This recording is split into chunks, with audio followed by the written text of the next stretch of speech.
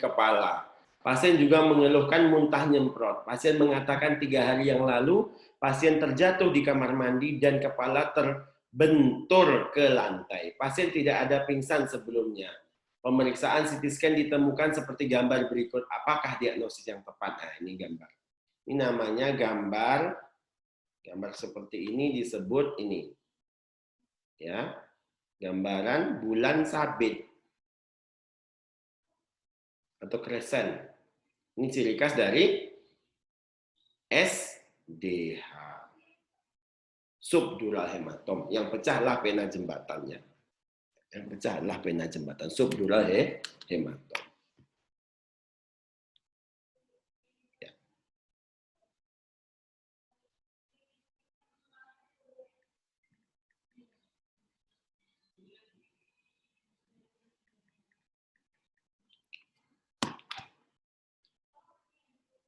Pasien datang dengan keluhan mata kiri.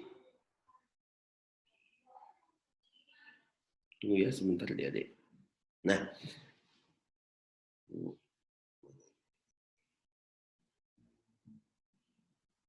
oke. Keluhan datang dengan mata kiri tidak bisa membuka penuh. Keluhan lain adalah pasien merasa mukanya sering memerah dan wajah bagian kanan kering. Hati-hati ada trias di sini. 1, ptosis parsial. Yang kedua adalah anisokoria atau miosis ya. Yang ketiga adalah kulit kering, tidak berkeringat. Nah, ini adalah trias dari Horner syndrome. Perempuan 45 tahun datang ke dokter dengan keluhan nyeri pada pergelangan tangan ketika malam hari. Nyeri juga timbul bila pergelangan tangan tertekuk. Nah, ini adalah ciri khas dari CTS, pergelangan tertekuk. Nah, yang ditanya apa yang terjadi pada CTS itu ada nervus medianus, terjepitnya nervus medianus. Laki-laki 41 tahun datang ke dokter dengan keluhan sering kesemutan di kaki dan menjalar ke jempol kaki dan 3 jari lainnya selain kelingking. Pasien juga kadang merasakan seperti terbakar di tumit. Nah, ini di kaki seperti CTS namanya TTS ya. Tarsal Tunnel TTS, Tarsal Tunnel Syndrome ya. TTS. Jadi ini kaki dari tumit ya menjalar. Nah, obatnya apa? Injeksi kortikosteroid. Ini apa namanya? Injeksi kortikosteroid. Nah, kemudian ada soal neuropati. Laki-laki 40 tahun datang ke dokter dengan keluhan nyeri punggung, punggung lengan nih ya, bagian belakang. Sejak 1 minggu, pasien biasa bermaintenance 3 kali seminggu. Nyeri terutama muncul ketika melakukan backhand, gerakan ekstensi. Keluhan lain adalah pergelangan tangan sulit diluruskan.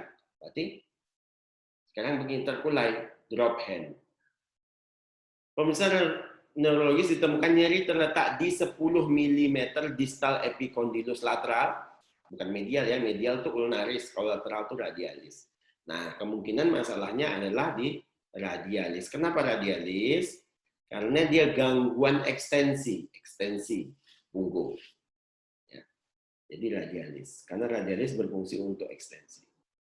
Laki-laki 45 tahun datang ke dokter dengan keluhan kesemutan di samping betis. Nah, di bagian samping betis, pasien juga mengeluh kram pada kaki. Pasien juga mengeluh susah berjalan dan sering tersandung. Jika berjalan kaki seperti diseret. Pemeriksaan neurologis ditemukan foot drop, ya, foot drop, terkulai, kakinya terkulai karena nggak bisa dorsofleksi. Nah, kenapa? Karena otot-otot depannya paralisis ini adalah ciri khas dari peroneal palsy. Jadi yang kena adalah nervus fibularis atau peronealis. Nama lainnya nervus fibularis sama ya. Penyakitnya peroneal palsy. Anak 6 tahun dibawa ibunya ke puskesmas dengan sesak napas dan lumpuh.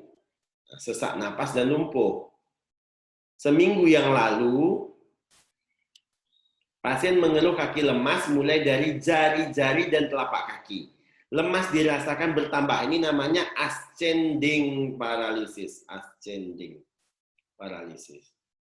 Yaitu naik. Jadi lemahnya mulai dari ujung kaki ke pangkal. 1 hari yang lalu pasien kesulitan berdiri menjalan. Pemeriksaan penunjang. Jadi ini adalah arahnya apa? Ascending paralysis. GBS. GBS itu periksa apa? Periksa NCV, Nerve Conduction Test, kecepatan hantar saraf. Kenapa? Karena GBS itu terjadi demyelinisasi. Jadi mielin itu gunanya kan mempercepat konduksi, jadi demyelinisasi. Wanita 35 tahun, seorang guru datang ke dokter dengan keluhan suara sering menghilang ketika sore hari. Nah, serak sore hari membaik pada pagi hari. Ini ciri khas dari myasthenia gravis. Jadi ada 2 cirinya. Bisa ptosis, mata tidak bisa membuka sore hari, bisa serak. Cirinya adalah sore. Ya. Pagi baik. Pagi membaik. Nah, tapi yang ditanya apa? Apakah pemeriksaan yang tepat untuk menegakkan diagnosis? Tensilon lebih prefer. Wartenbach ini bisa, ya bisa, tapi Wartenbach bukan untuk menegakkan diagnosis. Dia lebih rendah dia daripada tensilon. Tensilon lebih pasti, maka jawabnya tensilon. Wanita 35 tahun datang dengan keluhan mudah lelah ketika berjalan sejak 2 bulan terakhir. Pasien juga mengeluh tidak kuat mengangkat lengan lama. Pemeriksaan motoris ekstremitas, kamu perhatikan pemeriksaannya. Nilai 2 terdapat pada otot-otot yang dipangkal, ujung-ujung otot bagus, otot pangkal ekstremitas terganggu, lengan atas, paha, sensoris normal. Ini adalah ciri khas polymyositis. Poli banyak, mio otot, peradangan otot yang banyak, terutama otot-otot proksimal. Laki-laki 18 tahun datang ke dokter dengan keluhan warna kulit menjadi kecoklatan di beberapa tempat sejak 3 bulan yang lalu. Pasien juga mengeluhkan adanya sejenis kutil yang tumbuh di tersebut. Pemeriksaan cave outlet spot itu khas banget. Cave outlet spot adalah masalah dari neurofibromatosis atau von Schilling disease itu ya. Nah, ditanya apa diagnosis yang tepat? Neurofibromatosis, ya udah. Seorang guru 41 tahun mengeluh nyeri pinggang ketika duduk lama. Berkurang sewaktu di bawah berubah-ubah posisi. Nyeri dirasakan menjalar. Nyeri menjalar itu namanya ada menjalar ke paha belakang, disebut radicular pain.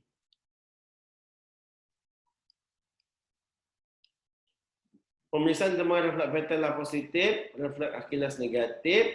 Nah, Achilles negatif ini ciri khas apa? Gangguan pada S1, S2. Tes lasek positif itu HNP. Berarti HNP yang mana? HNP pada antara L5, S1. Kok enggak di antara S1, S2? S1, S2 itu tidak bisa HNP. HNP yang paling rendah itu di antara L5, S1. Kalau L5, S1-nya HNP biasanya terjadi penekanan pada S1.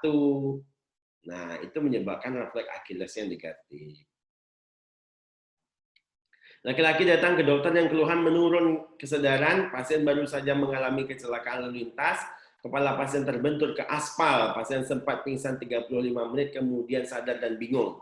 Pemeriksaan GTS 14, pemeriksaan CT normal, berarti disebut apa? Berarti dia adalah cedera keperalingan. Kalau berdasarkan GCS, sisanya normal kita sebut sebagai komosio cerebri. Geger otak biasa. Komosio cerebri. Laki-laki 27 tahun, pos kecelakaan, lalu lintas dibawa ke UGD dalam kondisi tidak sadar.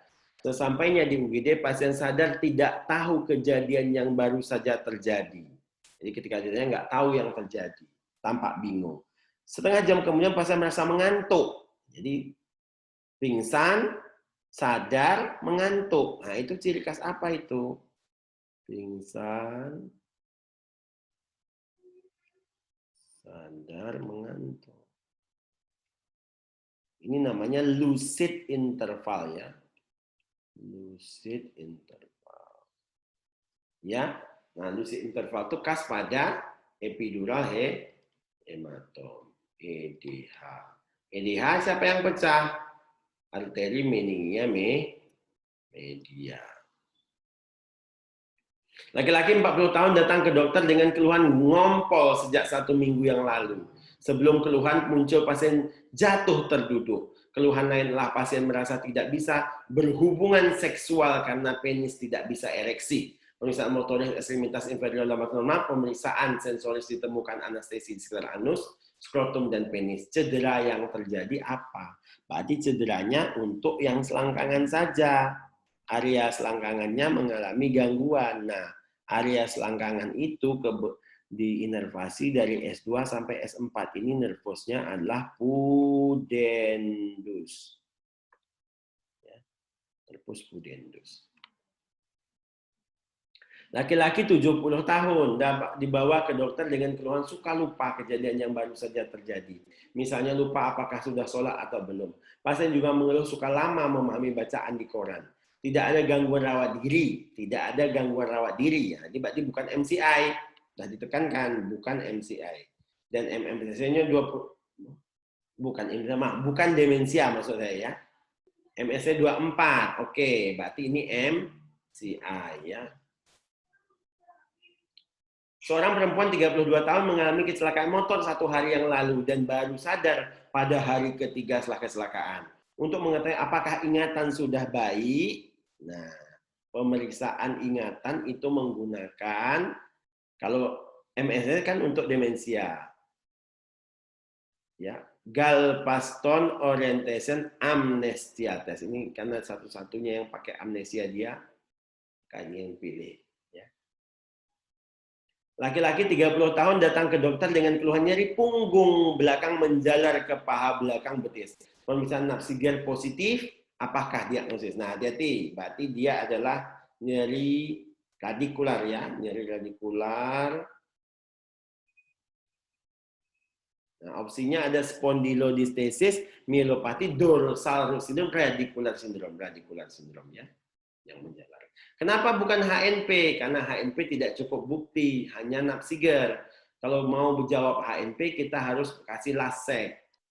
Kalau ada laseknya, baru HNP. Kalau tidak ada, cukup radikular syndrome. Ini sebenarnya radikular ini lebih besar. Radikular syndrome, penyebabnya macam-macam. Ada HNP, ada spondylodistesis, dan sebagainya.